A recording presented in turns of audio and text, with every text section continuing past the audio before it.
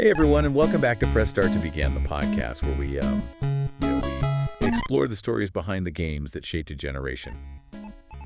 I'm Pixel Pete. And I'm Glitchy Gwen. And Gwen, today we're diving into a world built entirely of, you guessed it, falling blocks. Oh, yeah. A game so iconic it practically invented procrastination. Tetris, that's right. Classic. It's simple yet deceptively challenging, right? I bet even if you haven't played in years, you can still picture those tetrominos falling into place. Absolutely. Yeah, it's like the ultimate comfort food of gaming, familiar, satisfying, and always ready for another round. But behind those seemingly simple blocks is a story wilder than you might expect. Oh yeah, for sure. Did you know Tetris actually came from behind the Iron Curtain? Yeah. What? It's true. You're telling me that one of the most popular games of all time, a game synonymous with Nintendo and handheld gaming, was born in the Soviet Union? You got it. That's a plot twist I wasn't expecting. It's true. And to really understand Tetris's origin story, we have to take a trip back in time to a very different world. Okay. Imagine a time before smartphones. Yeah. Before personal computers were commonplace. A time when even a basic computer like the Electronica 60 that Pajitnov used was a prized possession. The Electronica 60. Yeah. I have to admit that one's not ringing any bells. Think of it as a super early, super limited version of a PC. Definitely not the kind of machine you'd expect a global gaming phenomenon to be born on. Right. And that's actually part of what makes Tetris so brilliant, because Pajitnov was working with these limitations. He was forced to strip the game down to its bare essentials. No fancy graphics, no elaborate storylines, just 7 different shapes and a relentless downward pull. So necessity really was the mother of invention in this case. It really was. But I have to wonder, was Pajitnov even trying to create a game? Was he thinking this is going to be a worldwide sensation? Right. Or was it more a personal project? Well, from what I've read, Tetris was born out of Pajitnov's pure fascination with puzzles. Okay. He was captivated by this idea of taking simple shapes and fitting them together perfectly. And this wasn't just some abstract concept.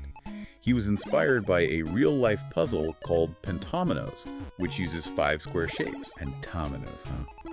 So he essentially took this classic puzzle, gave it a digital twist, and boom, Tetris was born. Exactly. And even though it was incredibly basic, with just brackets and spaces representing the blocks, it was instantly addictive. People would gather around the Electronica 60, mesmerized by the falling tetrominos trying to outdo each other's scores. It's amazing how a game with such simple origins could have such a profound impact. It makes you wonder, was Pajitnov aware of the addictive nature of his creation? Did he realize he had stumbled onto something truly special? Well, there's a pretty telling anecdote about Tetris being banned from a medical institute. Why? Because it was too distracting.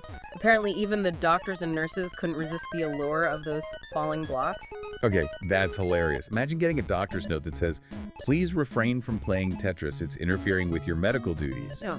It really shows just how quickly this game spread and how deeply it captivated people, even in a place like the Soviet Union where access to computers was limited. Absolutely. But here's where things get even more interesting. Tetris didn't stay confined to the Soviet Union for long. It started making its way westward, carried by floppy disks and the sheer enthusiasm of those who had experienced its addictive gameplay. So it was like a digital virus spreading from computer to computer, country to country. But how did Tetris go from this underground phenomenon to the global icon we know today? I mean, we've all seen those classic Game Boy commercials, the Tetris theme song. How did it make that leap? Well, for that, we need to introduce another key player in the Tetris saga, a young programmer named Vadim Gerasimov. He was only 16 years old at the time, but he played a pivotal role in shaping Tetris's visual identity and bringing it to a wider audience. A 16-year-old programmer. Talk about being in the right place at the right time. What exactly did Gerasimov do? He was a whiz kid, that's for sure. He got his hands on a copy of Tetris and saw its potential, so he took it upon himself to port the game to IBM PCs, which were starting to become more common in the West. Gotcha. And this wasn't just a straight port. He actually added color to the blocks, giving Tetris that iconic look we know today. So Gerasimov is the reason Tetris went from black and white brackets to those vibrant, colorful tetrominos. That's a pretty significant contribution for a teenager. It really is. And he didn't stop there. He also added a scoreboard which fueled the competitive spirit of the game and gave players a way to track their progress. So not only did he give Tetris its signature look, he also introduced a key gameplay element that would become a staple of the franchise.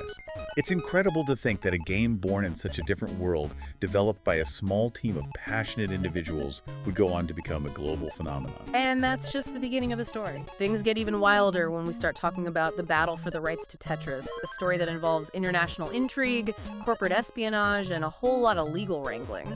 Okay, now I have to hear more about this. It sounds like Tetris is more than just a game.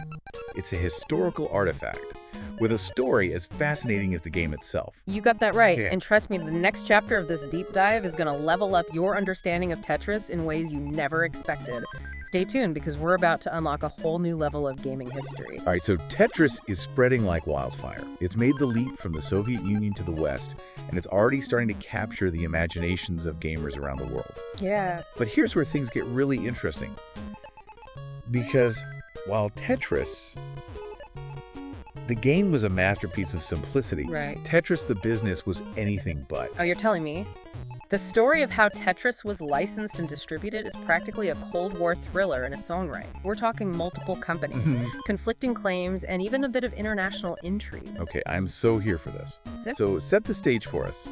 How did Tetris go from being this underground Soviet sensation to becoming entangled in this web of corporate chaos? Well, imagine it's the late 1980s, the Iron Curtain is still very much in place, and the world of intellectual property rights, Right. especially when it comes to software, is still relatively new. Yeah. Tetris, despite its simple appearance, was a valuable commodity, a game with undeniable global appeal, and everyone wanted a piece of the pie. Right. And I imagine the fact that Tetris originated in the Soviet Union, a country not exactly known for its open markets, added another layer of complexity to the whole situation. Absolutely. You had companies in the West eager to capitalize on Tetris's popularity, but navigating the Soviet system dealing with state-owned software companies like Elorg was a whole different ballgame. Elor, that name keeps popping up. Yeah. What exactly was their role in all of this? Elorg was basically the gatekeeper for Soviet software exports. Okay. They were the ones who held the official rights to Tetris, and they were responsible for negotiating licensing deals with companies outside the Soviet Union. Okay, so Elorg's the one to talk to if you want to get your hands on Tetris. But it sounds like things weren't exactly straightforward. Were there any particular companies or individuals who played a key role in this Tetris tug-of-war? Oh, there were a few key players who really shook things up. One of them was a businessman named Robert Stein. He saw the potential of Tetris early on, and he was determined to bring it to the West. Problem was, he may have been a little too eager. Okay, I sense a story here. What did Robert Stein do? Well, he managed to secure the rights to Tetris for computer and arcade versions from a company called Andromeda Software. Okay. Andromeda, in turn, claimed to have obtained those rights from Elorg. But here's the catch. There were some serious questions about whether Andromeda actually had the rights they claimed to have. Wait, so Robert Stein essentially bought the rights to Tetris from a company that may not have actually owned them. Yeah. There's a bold move, to say the least. It was a gamble for sure. And it set off a chain reaction of confusion and legal battles. Because Stein then went on to sell those rights to other companies, including Mirrorsoft in the UK and Spectrum Holobyte in the US. So we've got Tetris spreading rapidly, multiple companies thinking they have the rights, and a whole lot of legal gray areas. It's like a game of Tetris itself with all these pieces falling into place but not quite fitting together. That's a great analogy. Yeah. And to make things even more complicated, you had companies like Atari and Nintendo vying for the rights to bring Tetris to their respective consoles, the Atari ST and the brand new Game Boy. Ah, the Game Boy. Yeah. That's where Tetris really took off, right? Yeah. It became synonymous with Nintendo's handheld console. Yeah. But how did Nintendo manage to secure those rights in the midst of all this chaos? That's where another fascinating character enters the picture, a Dutch entrepreneur named Henk Rogers. He was living in Japan at the time, and he was working with Nintendo to secure games for the Game Boy. When he saw Tetris, he knew it was a perfect fit for the handheld console, a game that was simple, addictive, and could be played in short bursts. It's hard to imagine the Game Boy without Tetris. I know, right? But it sounds like Rogers had his work cut out for him. How did he navigate this tangled web of licensing rights? Well, Rogers was a bit of a maverick. He wasn't afraid to take risks, and he was determined to get Tetris for the Game Boy. So he decided to take a trip to Moscow himself to meet with Elorg directly and try to secure the handheld rights. Wow, going straight to the source. Yeah. That must have been an interesting trip, especially considering the political climate at the time. It's a whirlwind. Rogers had to charm his way through meetings, navigate cultural differences, and deal with a lot of bureaucratic hurdles. Right. But he was persistent, and he eventually managed to secure a meeting with the head of Elorg. So Rogers is in Moscow. He's face-to-face with the people who actually hold the rights to Tetris. What happens next? Well, it turns out that Elorg was becoming increasingly aware of the licensing mess that Stein had created. They realized that they had been drastically undervaluing Tetris and that there was a lot more money to be made from the game. So Stein's gamble may have backfired in a way. He managed to bring Tetris to the West, but he also inadvertently alerted Elorg to the true value of their intellectual property. Exactly. And Rogers was in the right place at the right time. He was able to capitalize on this newfound awareness and negotiate a favorable deal for Nintendo, securing the handheld rights to Tetris. But it wasn't a smooth ride, was it? I seem to recall something about a media tycoon trying to get involved. You're right. Robert Maxwell, a British media mogul who also had his eye on Tetris, tried to use his political connections to pressure Mikhail Gorbachev, the leader of the Soviet Union, to intervene and swing the deal in his favor. Wow, talk about high-stakes negotiations. Yeah. So we've got Rogers trying to secure the rights for Nintendo, Maxwell trying to pull strings from the UK, and Elorg realizing they're sitting on a gold mine. It's like something out of a spy movie. It's incredible, isn't it? But in the end, Rogers' persistence and Nintendo's reputation ultimately won out. They secured the rights to Tetris for the Game Boy, and the rest, as they say, is history. And what history it is. Yeah. The Game Boy became a global phenomenon, selling over 118 million units worldwide. Wow. And Tetris was a huge part of that success. It became the killer app for the handheld console, the game that everyone had to have. Absolutely.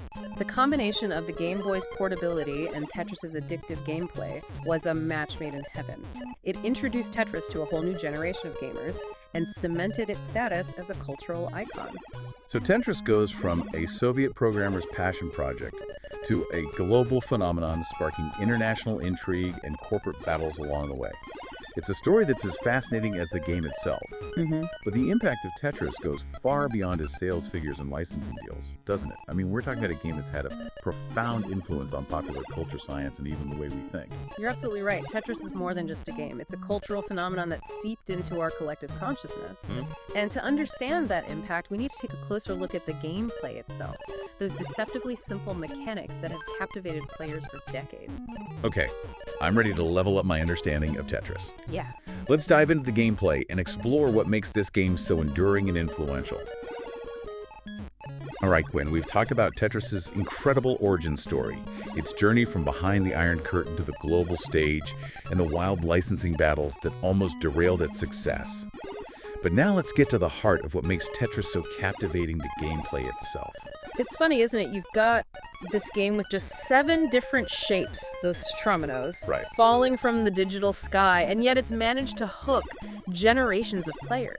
There's something almost hypnotic about trying to fit those pieces together to create order out of chaos. I know exactly what you mean. It's like this perfect blend of strategy and reflexes. You got to think ahead, plan your moves. Yeah. But you also need to react quickly as those pieces start falling faster and faster. Yeah, and that's where the real brilliance of Tetris lies. It's a game that's easy to learn but incredibly difficult to master. You can pick it up and start playing within minutes, but it takes real skill and practice to become a Tetris master. Right, there's a depth to Tetris that goes beyond just clearing lines. You start thinking about things like T-spins, perfect clears, setting up those satisfying chain reactions. It's almost like playing digital chess, only with falling blocks instead of pawns and knights. Exactly. And that's why Tetris has remained so popular for decades. It's a game that offers endless challenges, endless possibilities for improvement. You're constantly trying to outdo yourself to beat your previous high score to achieve that perfect game. And speaking of outdoing yourself, have you ever heard of competitive Tetris?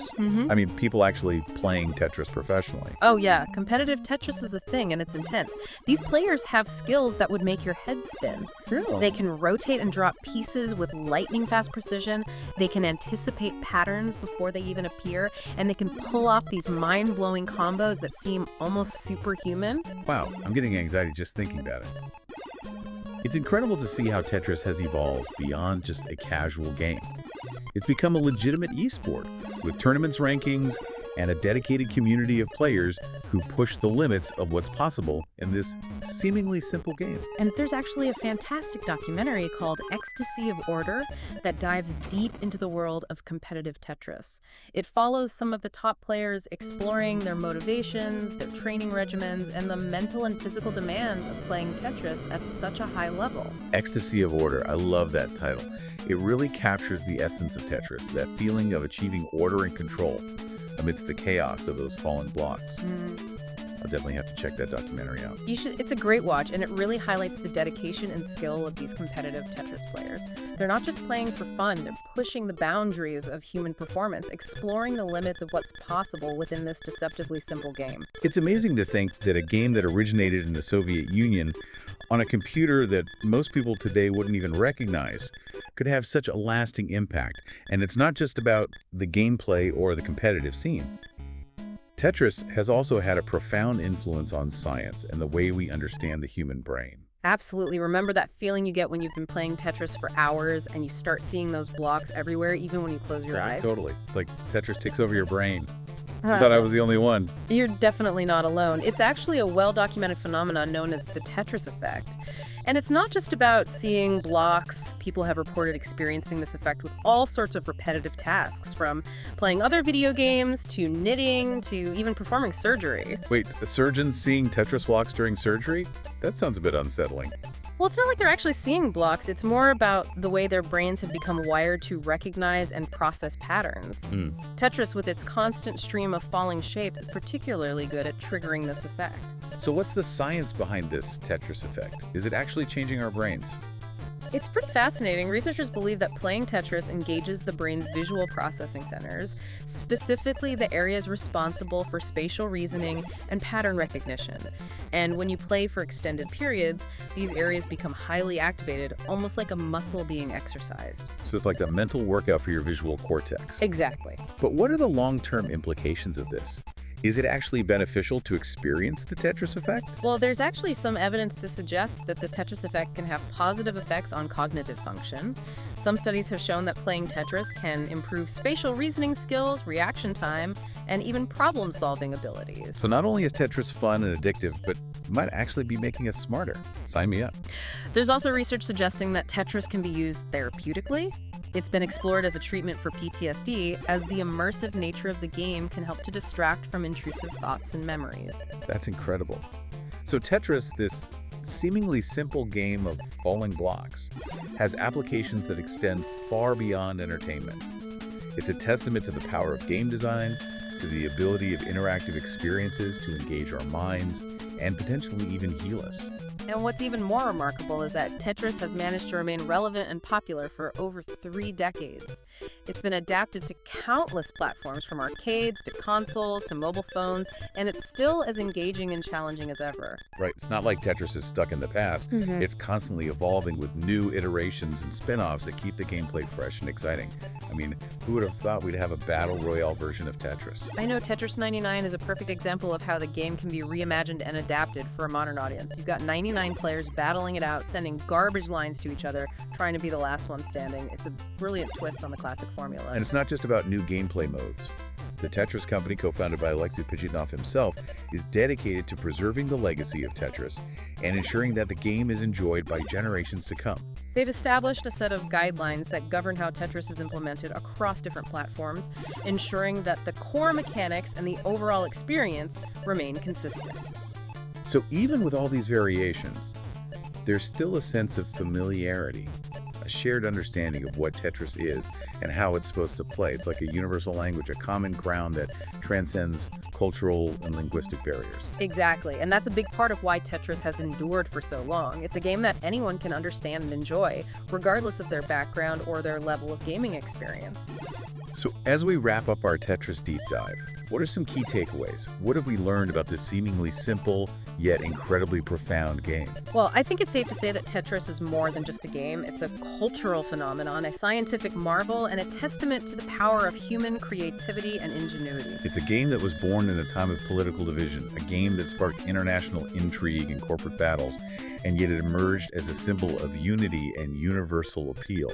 And it's a game that continues to evolve and inspire, pushing the boundaries of gameplay and captivating new generations of players. It's a testament to the enduring power of simple yet engaging mechanics, the ability of a game to transcend time and cultural differences, and become a truly global phenomenon. And here's a final thought to leave you with. Why is it that Tetris, a game with such simple rules and visuals, has had such a profound impact on our culture, our science, and our brains? It's a question worth pondering, isn't it? Absolutely. Tetris is a game that continues to surprise and amaze us, a game that reminds us that sometimes the simplest things can be the most complex and the most rewarding. Well said, Gwen. And on that note, I think it's time to power down our consoles and call it a game over for this episode of Press Start to Begin. But before we sign off, a little teaser for our next episode. Get ready to enter the world of survival horror because we're taking on Resident Evil. So if you're brave enough to face zombies, mutated creatures, and a whole lot of jump scares, join us next time as we explore the origins, the iconic characters, and the terrifying legacy of this groundbreaking franchise. Don't forget to subscribe, rate, and share the podcast with your fellow gamers. Until next time, it's game over from Press Start to Begin.